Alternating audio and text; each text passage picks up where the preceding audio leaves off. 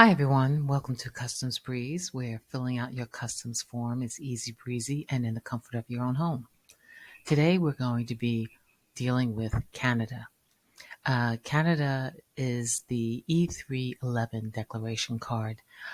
Just a note for today, when we go to the fill out form section, there's going to be a specimen stamp across the document. Don't worry about it. You can't download that particular document from this website, but for our purposes, we're still going to go over line by line how you can fill it out and any other details that you will need to know. Also, Canada, you can get all your information, your CBSA declaration card, and CBSA stands for Canada Border Services Agency. And from there, you can get all your information, and there's an app that they have which is called Arrive Can. And from there, you can fill out the declaration card and anything else that you need in order to arrive with the things that you need to know when you enter Canada. So, for our purposes today, again, we're just going to look at the form, go through it line by line, and it'll give you an idea of what to expect when you go on their app and you fill out the form. And by the way, for certain, it depends on what country you're from, you can actually get access to this information, this CBSA declaration card, 72 hours before you board. But that again, you can find on Canada's site for any kind of flights and forms that you will need to fill out. Okay, so we're going to go right into it. I already pulled up the section for Canada, and we are going to go and fill the form out online. But again, know that you cannot download or fill this form online. So we are just going to go and look at it and get information from it so that we become informed when we actually do fill out the form through Canada's site. Okay, here we go. All right, so pulled it up, and as I said, here's this big specimen stamp going across the document. But no worries, we can still see what we need to know. And when you actually get access to the document, this of course will be removed, the specimen, and you'll be able to see and you'll be able to familiarize yourself with the document. Right now, we're going to see what we can see, and we're going to fill this out together or look at it together and understand it.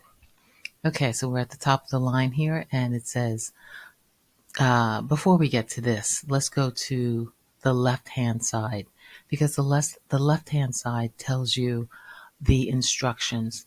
And as I've said in previous videos, it's always best to look at the instructions, understand the instructions before you put pen to paper.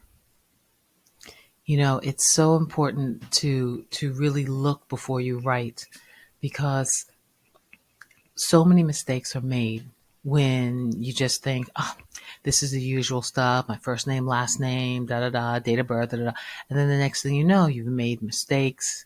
You have to go back, you have to get a new form. To avoid all those headaches, look at the instructions, read it, understand it, and then apply it to the sections where you have to fill things out. Okay, so with that in mind, we are going to look at the instructions, and the instructions tell you all that you need to know. It tells you about the CBSA.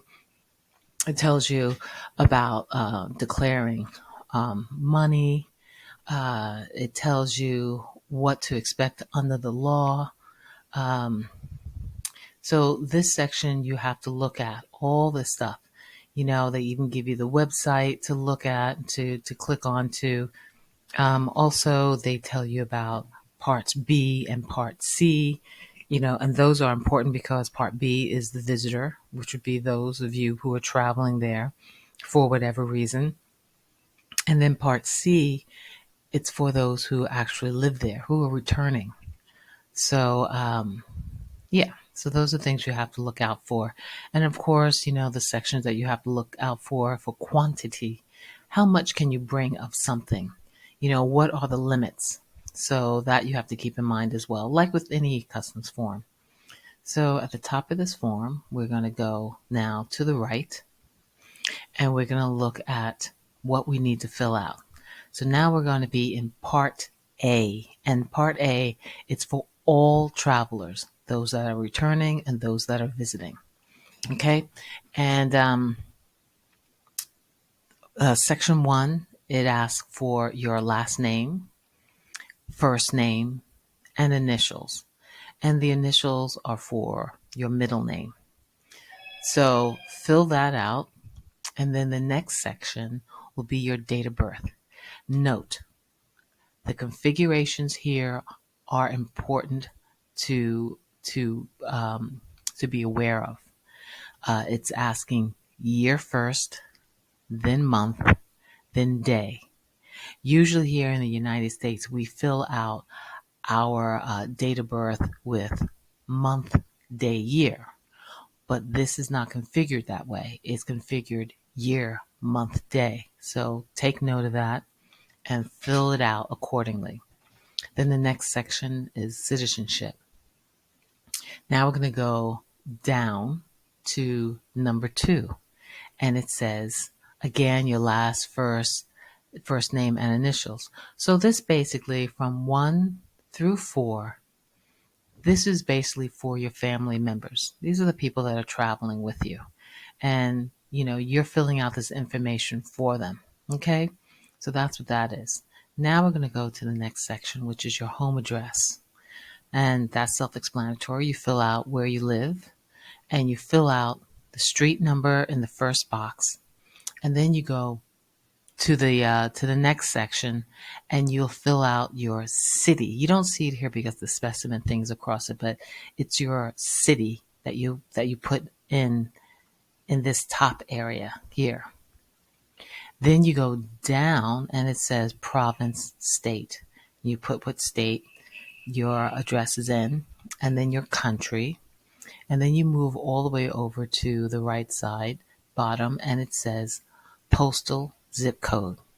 And you fill that in that section. Now we go to the next line, and the next line is arriving by. Are you arriving by rail? You're arriving by sea? So for our purposes here, for our audience, it's going to be by plane. So you check the area that will say airplane, flight. That's what you check. And then you go underneath, and they're asking for your flight number.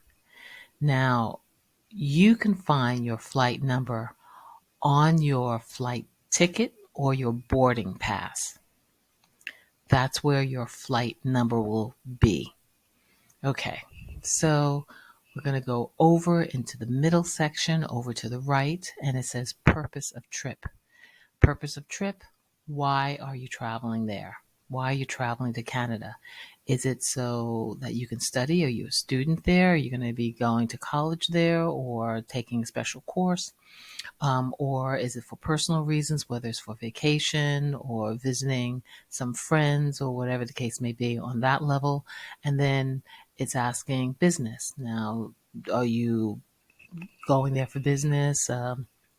Whatever the case may be, check which box pertains to you. Now we're going to move over again to the right, and it says arriving from. And you're arriving from the U.S. only, or other country direct, like a direct flight, other country via the U.S. Fill out what pertains to you. Now we're going to scroll down, and we're going to go into the next section. And the next section is your declaration of items section. Whether it's money, whether it's agricultural things, whether it's firearms, whether it's cannabis, whether they give you a list and you see whether these items pertain to you, whether you have or don't have these items, and you check in the appropriate boxes, yes or no, and answer truthfully.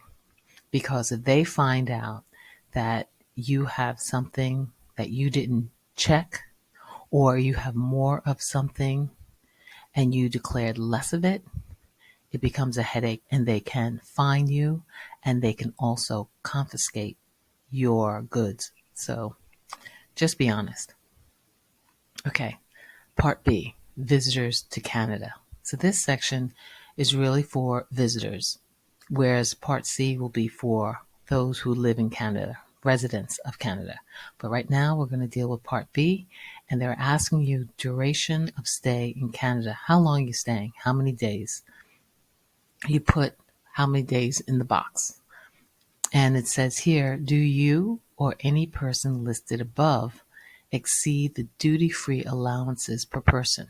Now, earlier we said for you to look in the instructions, and the instructions will tell you what it is you need to know as far as what you need to bring, how much you need to bring, or what is absolutely positively not allowed. So you have to look in the instructions first, read first, write second. So it's already telling you that if someone from your party, from your family is exceeding the allowance, and the allowance could be, like, for instance, you see in the section over to the left is talking about alcohol and tobacco and how many liters you can have and how many boxes, how many cigarettes you can have. That's an allowance, and that's giving you specific numbers. So pay attention to that. Okay, now we're going to go into Part C. And Part C is for residents of Canada. If you're not a resident of Canada, don't pay attention to this section. Just go to the next line. But if you're a resident of Canada, fill this section out. Okay, now we're going to go to the next line. And the next line is basically asking you, it says, complete in the same order as Part A. So let's go up to Part A so we know what they're talking about. So you already see that you have yes, no, whatever here in Part A.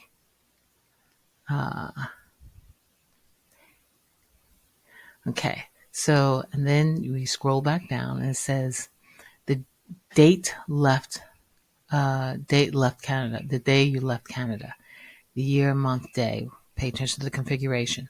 And now it's saying the value, as you go over to the right, it's saying the value of the goods in Canadian dollars, purchased or received abroad. So pay attention to what they're asking you and fill out accordingly. And again, they're asking the same thing.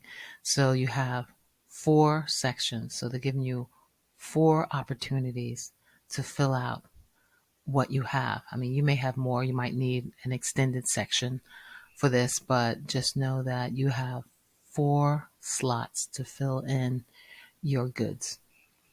Next section, Part D. It's all about signatures. And they're saying specifically signatures for 16 and older. If you're 15 and younger, you don't have to sign. But if you're 16 and older, you have to sign. So you sign in these areas, okay?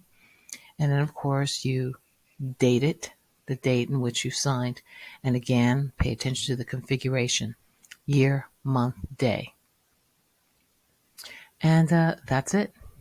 The good thing about this form is that it's one sheet for filling out, but it's also an extra section for instructions. So again, pay attention to the instructions. Read first, write second, and make sure that you fill all of the information out correctly. And of course, go to Canada's site to get more information and to actually fill out the form there. So you cannot fill out the form on this site, but you can fill out the form there. Today's purpose was just to give you an idea of what the form looks like and what to expect. Okay, everyone, I hope this was informative. And please visit customsbreeze.com for all of your customs needs. And I'll see you next time. Thanks again.